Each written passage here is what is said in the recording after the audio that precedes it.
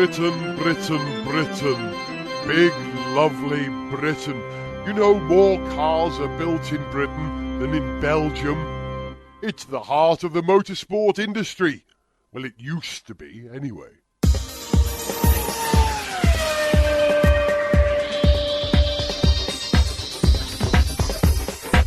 You're listening to the 7th edition of Gareth Jones on Speed.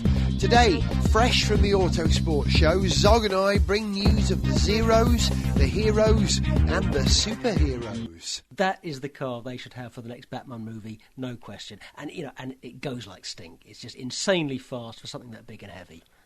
Coming up, you can find out what Zog is talking about. And can you guess which classic F1 racer's Violet's talking about here? This first one I chose because of this fantastic rear wing that hovers about 2 foot above the rear wheel. And this other one looks like a big shovel, really. Play along later on as those two cars need to be named and connected. Yep, by popular demand, we're bringing back the parlour game for petrol heads, Car-Nections. And letting the air out of the motor industry's tyres and running away like a girl, Sniff Petrol's Richard Porter will be here as well, previewing a new reality TV show. Following the success of The Osbournes, Sniff Petrol is proud to present a series of clips from the forthcoming series At Home with Michael Schumacher. Don't crash your car. This is Gareth Jones on Speed.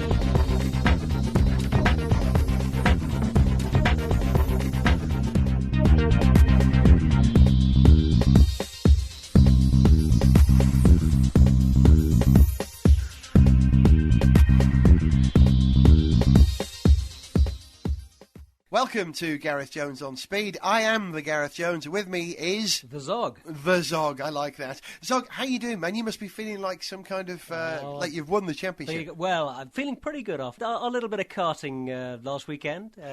We went up to the Autosport show in Birmingham to take part in a charity karting event, and I'm very pleased to say that Zog, representing Gareth Jones on Speed, you came, what position? A fairly creditable 5th. Well done, sir. And Gareth, where did you come? You know, position-wise, in the list of teams. Position-wise, we weren't in the top 10. I wasn't in the top 10 with my team, no. I wasn't in the top 15. We were dead last. To be fair, you did have some mechanical trouble. The cart died on us completely as we were doing a driver change. But hey, it wasn't all my fault because I was sharing a team with some good guys, including Louise Goodman. Well, I know she was good because she lapped me in practice. She's cool. And we raised a lot of money for a charity called CLIC Sargent. It was great fun doing that, wasn't it? Absolutely fantastic. Yeah. And well done to Bill for organising that and getting it together. So, Zog, what was it then that drew you up to Birmingham, apart from the karting? What was it that you really wanted to see at the Autosport show? I wanted to see some new concept cars, the ProDrive P2, the Fulda Accelero, you know, you just know if you could wander around a show like that, there's going to be lots of good stuff to catch your eye. Well, we did tick off all those things that you've just listed. The first thing that we saw was the Fulda Accelero. Now, if you haven't seen this car, it was a Maybach concept commissioned by Fulda to demonstrate that they have tyres which can take the kind of massive torque that an extraordinary dinosaur of a vehicle could create.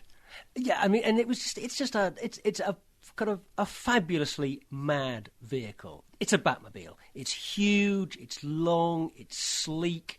That is the car they should have for the next Batman movie, no question. And, you know, and it goes like stink. It's just insanely fast for something that big and heavy. Although I did feel slightly cheated looking at the version of the Accelero on the stand, on the Fulda stand, wasn't a real car, was it? No, it looks great from a distance, but then when you get up close and you sort of have a look and you realise that it's just a model, you know, a life-size model, a great-looking model, but it's just a model, and somehow it takes the edge of it, knowing that you can't get in it and just drive away. It had no interior at all. It was kind of blanked off. Yeah. But even so, that sheer length of massive bonnet, which must be over 3 metres long, surely it's worth going to see the exterior. So we weren't really disappointed by it, were we? No, we loved that. The next up was the ProDrive stand. And we weren't disappointed there either, were we? No, apart from the racing Aston Martin that they had there, which looked very pretty. Oh, it's a nice green. It's beautiful, isn't it? Oh. They had the P2, the ProDrive concept car, which is well, it was pretty much a sort of an engineering exercise for them, really, wasn't it? They're technology sort of demonstrator. They were showing what ProDrive can do, and they were showing it in a car and saying, look, if we wanted to produce a car, we could, and if we put all our bits together, it would look like this. So it was kind of an interesting concept, more interesting than a lot of concepts, I think, in cars, because this one is very real in some respects. Well, it's very real in the sense that what they had at the show was a running prototype. You know, you could get in that car and drive it off the stand. It's a real engineering prototype rather than being a shell that looks how the real thing is going to look, and then all the details inside still have to be worked out. It's it's pretty much ready to go. They kind of started from the heart of the car and worked out, didn't they? Well, it's based on the Subaru Impreza, on the running gear of the Subaru Impreza, obviously the details that you have to work out in between that and sticking your body around it and coming up with this finished road car, which looks a lot more like, I guess you'd say, a fast road car like an Audi TT than it looks like an exotic two-seat open sports car. They've gone for a very different kind of concept. We did have a short conversation with a chap called Ryan, who worked for ProDrive and was one of the people preparing the cars on the stand. And he let something slip that it may yet actually get built for real. That wasn't initially the plan, but it may well happen. There goes Gareth Zog, ultimate speed! Be beautiful! This is Sniff Petrol. The headlines. As former Toyota F1 designer Gustav Brunner appears in the dock to deny accusations of copying from Ferrari, the Japanese firm issues a stout rebuttal. I totally refute these allegations, as I was only saying to my son Dino, oh, spaghetti, just like a mama used to make. Hiroshi de Montezemolo there. As a prelude to the 2006 World Rally Championship, the organisers arrange a photo call with all the cars that will be taking part. Probably not going to need the helicopter then, or the crane, or the wide-angle lens for that matter. And following the success of cult hit movie Rendezvous, in which a powerful car is driven at high speed through early morning Paris, the filmmakers have announced plans for a sequel to be shot on the streets of London. Get out of the way! What is this? Malheureusement, c'est un jam de trafic. Sacre bleu. Où est mon cap d'Esther?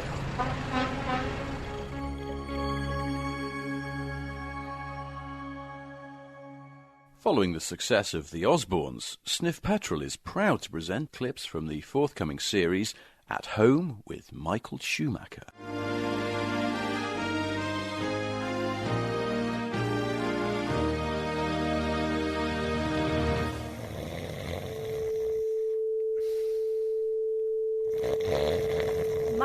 Michael, mein Gott, he has fallen asleep in front of the TV again. Wake up, it is time for bed. Wakey, wakey. Oh, Corinna, I'm sorry, I must have fallen asleep in front of the television. It is time to go upstairs to retire. Retire? What? Retire? Why must I retire? I have many years of racing left. Your lady. Hello, Corinna. I'm back from a walk in the woods with my dogs. Most efficient. Michael, what are you doing? Look at the state of you. Take off your wet clothes. But I have taken off my coat and my boots. Michael, hang up your hat. What? Hang up mine hat? Hang up mine hat? How dare you nag me about this? The team is prepared. I am prepared. I'm confident that we have got a good package for this forthcoming season. God, my own wife. Your lady. Yeah, the light bulb is working now, Michael. You can come down off the stepladder now. Are you sure you're happy? Yeah, Michael, you can step down. Can you step down? Step down? Step down? My own wife? I've already told you, I am simply not ready to stop driving. Your lady.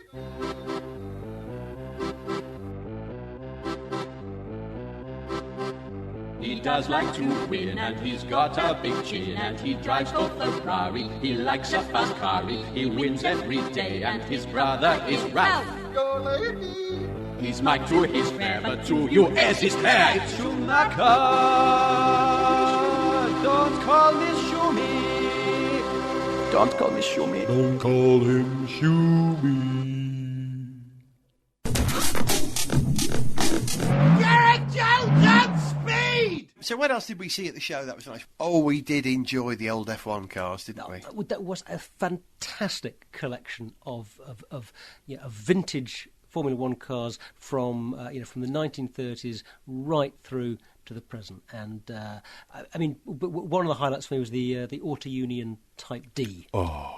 Really fabulous bit of serious old racing hardware. And for me, the Lancia Ferrari D50. Oh yeah, with the tanks on the side. Oh. Yeah, you're a sucker for a Lancia. Oh. And there was a Stratus there off the out of the F1 thing. I saw your eyes light up when you saw I that. had to go and have a sit down after I saw the Stratus. It was lovely.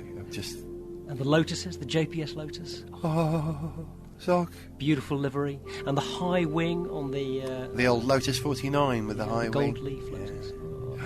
So yeah, that was a fantastic little bit of the show to wander around. So if you had to take away from that show one car, one of the cars that you actually saw there, which would it be? Well, we kind of played this game almost while we were at the show. Do you remember we were looking at the 200 mile per hour club? I remember that. Zog and I, we always play these car games, and we decided to play a car game on this occasion, which was of these 200 mile per hour cars, which one would you have? Now, let's see if I can remember all of them. There was a Mercedes. It's the AMG version of the SL55. SL55, that's right, yeah, which is brutal. There was an Enzo, of course. There was, Ferrari Enzo. Yeah. A Bentley Continental Flying Spur. Yeah, which is the four-door kind of saloon version, if you like, of the coupe. And an Ascari. Yep. Lovely. There was a fast BMW. Was the BMW M6? The M6, yeah. Or is it the M635 CSI or something like that? It's called Crime Street Miami. Yeah. CSI Miami. Some kind of William Peterson connection there.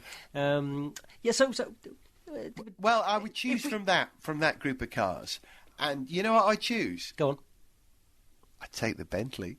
Ah, very civilised choice. Well, I'm a family man. I've got kids, you see. If I'm going to travel at 200 mile per hour, I want to be able to take my whole family with me. And all the prams and stuff. Now, that's good thinking, but for me... His whole family don't want to come with him. Oh, you're mad. No, for me, I would go for the Enzo, because, Of course. Well, you're a purist. The Bentley, that's way too sensible a car. And if I'm going to pick a 200 mile an hour car, there's no place for sensible in this equation. So it must weigh over 3.5 metric tons. It actually warps gravity as it goes past. That is not a sensible car. Oh, it's got four doors. I don't want to hear about it. I don't want to know. So you'd have the Enzo? Well, from that paddock, I would have the Enzo. But actually, of all the cars at the show, I would have the Porsche Carrera GT. Of course you would. Your reasoning, you're a purist, you'll have Porsche. Yeah. Oh, but now here's an interesting thing. A friend of mine who I showed a couple of pictures of the Carrera GT2, pictures that I take at the show, was having a look at it, and she made an interesting comment that from the front it is one of the most feminine-looking cars she could remember seeing. And it was I think, a very interesting observation. There is something about, and this was maybe sort of partly the fact that it was a slightly wide-angle lens, but the shape of those headlights and that particular front of the car, it does actually have a very kind of seductive, feminine face to it. It's. So that's not the first time you've fallen in love with a car. It's not. Shaped No, like a woman. it's still. Me neither. No, something in the eyes. I'm telling you. I'll tell you, the back end of the Skoda Rapide. Oh, does it for me every time. Yeah. By the way, that's a point. Aston Martin, have they got the rights to use the name Rapide on their new car? Oh, Does yeah. it belong to Skoda? Well, if anybody knows, drop us a line and tell us. Yeah, at onspeed@garethjones.tv.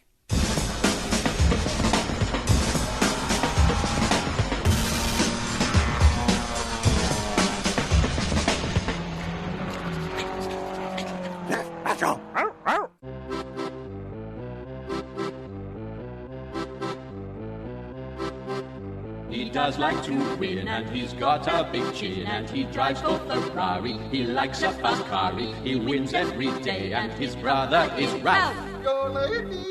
He's Mike to his pair, but to you as his pair, it's Schumacher. Don't call me Schumi. Don't call me Schumi. Don't call him Shumi. Have a taste of this, Michael. What do you think? This knockwurst stew is delicious. Perhaps a little more knockwurst? Oh, yeah, for sure. You're in front of the fridge. I've got to get to the knockwurst. Can you step aside? Step aside? Step aside? You're constantly trying to stab me in the back, woman. How many times do I have to tell you I'm not ready to retire? The car is competitive. The team is committed. We've got a powerful engine-driver-team combination. I will race forever.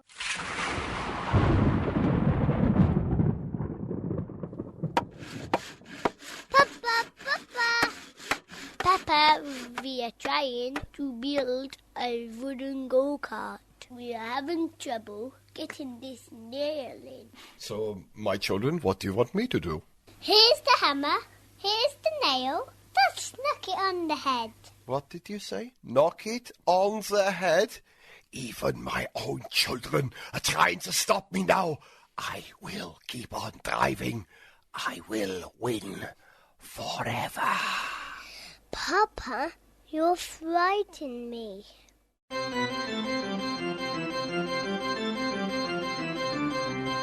Britain, Britain, Britain. Big, lovely Britain. In Groove, Englandshire. Team owner Frank Williams is discussing engine choices with Patrick Head. I had a Patrick Head once, but it soon cleared up with ointment. So, Frank, it's time to make a decision on which engine we're going to use in the 06 F1 season. I think our best bet is to take the V10 BMW engines that Munich has offered us at a very reasonable price. I want the Cosworth. Yes, but Frank, you know what you once said. You said Cosworth were once the leaders in motorsport engine technology, but that was 40 years ago, and they really haven't been competitive since Schumacher won the 94 Drivers' Championship with Benetton, and that was largely down to Michael's talent and not the performance of the motor itself. I know, yeah. You like the BMW. You always say that we'd be better off with a detuned and restricted, well-proven V10 rather than underfunded, highly stressed V8. Yeah, I know. So we'll choose the BMW engine then. I want Cosworth. Well, it's going to be a right kerfuffle shoehorning a Cosworth V8 into last year's chassis, but we'll give it a go if you want.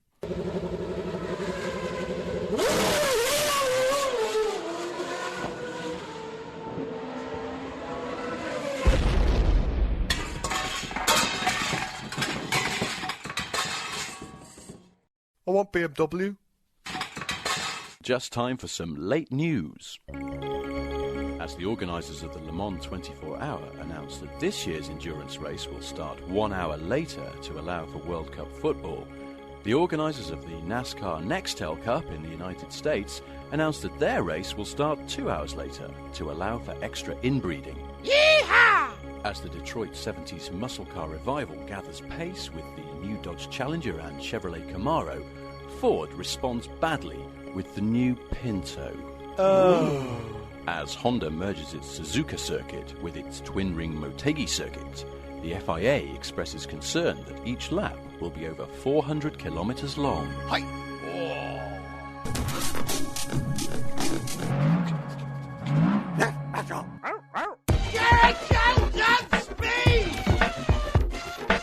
We're going to play Car-Nections. Okay, Violet is wandering over to the other side of the room. She's opening the cabinet full of model cars. We've got a cabinet of 1/43rd scale F1 Champ Car and Le Mans cars there, which she's got two randomly from shelf 3 and shelf 2. Okay. Plonk them down on here, darling. Let's have a look. Are you going to tell me off for moving them? I'll forgive you. Oh, okay. Okay. Right. There we are, on the table, two of the cars from Gareth's extensive and very well dusted, but not by me, model car collection. And this first one I chose because of this fantastic rear wing that hovers. That must be in real life about 2 foot above the rear wheel. Yeah, that's about right. Yeah. And for those of you listening, not in imperial measurements, that's about 60 centimetres. What's that one then? That is a Lotus 49 with Graham Hill sitting in it in the gold leaf colours. Beautiful car. World champion. And this other one looks like a big shovel, really. It's very, very square and wide, and it's got a titchy, very narrow rear wing. And you know what that is, Zog? That's a Brabham BT50, I think. Yeah. Nelson Piquet driving? It is, yes. Nelson Piquet. Okay, we got to draw a connection between those two cars? Okay, your time starts now. Well, the obvious one is that they're both world champions. Okay, yes, but we know that because all of the cars in your collection... That's your theme. You do a variation, but basically Gareth's cars, they're all... they're all F1 cars driven by the world champion in the year that he won them. That's right, but there's also the year leading up to the year they won and the year after, but I'm aiming mainly for the cars in the year that they won the world championship. I've got another connection. I bet it's the same one as yours. I was just going to dive in. You go first. Yeah, okay, it's fathers and sons. Yeah, you go. You explain it, come on. All right, okay, well... I'll do this one first of all, right, because I feel I have a certain amount of ownership in the fact that there's Nelson Piquet driving that car. Now, Nelson Piquet... the car being the Brabham BT50, the Brabham BMW BT50.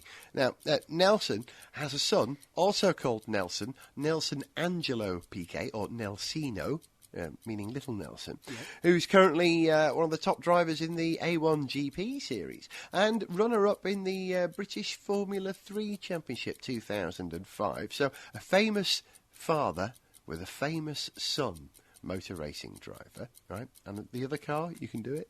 Well, in this case, Graham Hill is the driver of the Lotus that we're looking at.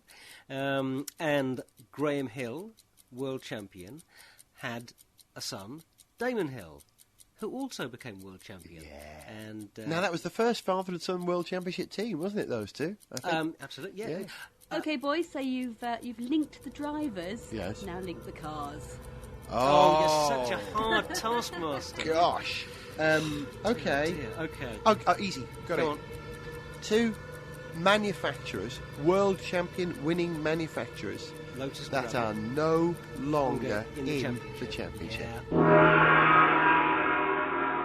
Will that do you, miss? Yeah, I think that you won't be getting any long emails this time round explaining all the things you missed. Or maybe you will. Although, so write in and beat them. I'm sure we'll have some other ideas. We'll have some other suggestions. As ever, we challenge you listening out there, if you can find a better connection between a Lotus Ford 49 and the Brabham BMW BT50, that connects them more closely in the way that we've done, you can stick it down an email and send it to onspeed@garethjones.tv, and we'll be reading out the best one.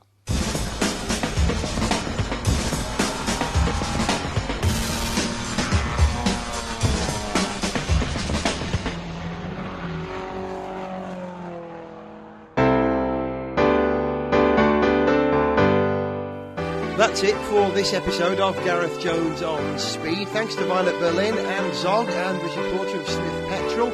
As ever, we'll play you out with a piece of music, and to mark the fantastic success of the first ever South African A1 Grand Prix, we'll play you out on the South African National Anthem. See ya!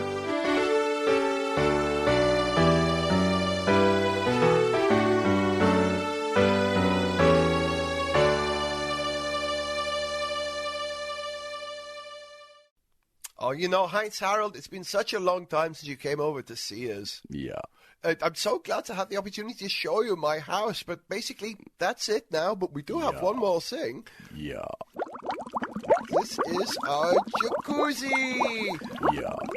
Oh, I'm so sorry we can't go in right now. Ralph is in there using it. Michael, it's okay. You can come in. I just need to dry my body. Please throw in the towel.